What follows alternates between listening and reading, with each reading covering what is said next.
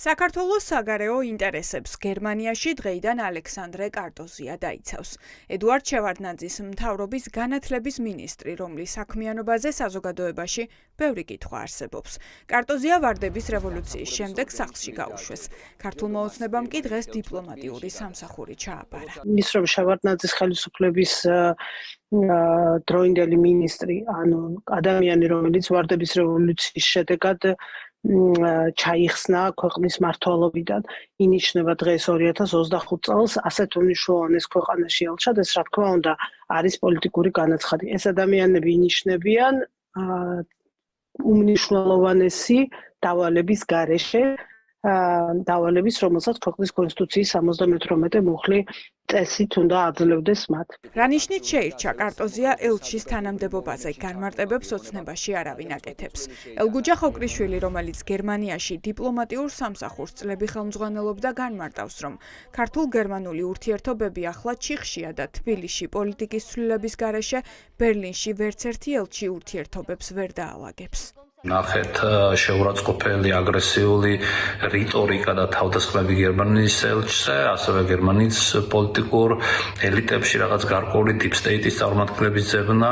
აქედან გამომდინარე, მე არ ვფიქრობ, რომ რამე საკადრო ცვლილებებმა შეიძლება დღეს არსებული ქართულ-გერმანული ურთიერთობები გაუმჯობესოს. საგარეო საქმეთა სამინისტრომ დღეს გვითხრა, რომ ნატოში საქართველოს მისიას ირაკლი ბერაია უხელმძღვანელებს. ამ პოსტს ქართული ოცნება ჯუანშერ ბურჭულაძეს პირდებოდა, თუმცა ბურჭულაძე დააკავეს და მის ადგილას რუსული კანონის მხარდამჭერი დეპუტატი გაუშვეს, რომელმაც ჩრდილო-ატლანტიკურ ალიანსში ინტეგრაციას ხელი შეუშალა. ბერაიამ პარლამენტში 4 წელი გაატარა და საზოგადოებას თავი მხოლოდ ქალ დეპუტატზე შეურაცხყოფითა და სუსის მეთოდებით თავდასხმით დაამახსოვრა. დანიშნები, რომელიც მიმდინარეობს ელჩების პოზიციაზე, რა თქმა უნდა, არის დამსახურებული ჯილდო და დამსახურებული პენსია ადამიანებისთვის, რომლებმაც რეჟიმის გამყარებას ქვეყნის ნატოსა და ევროკავშირში წინსვლის შეჩერების გზით ხელი შეუწყოს და ასეთია მოსკოვში მათ შორის ირაკლი ბერაიას მაგალითით. ჯილდო პოლიტიკური ერთგულებისთვის.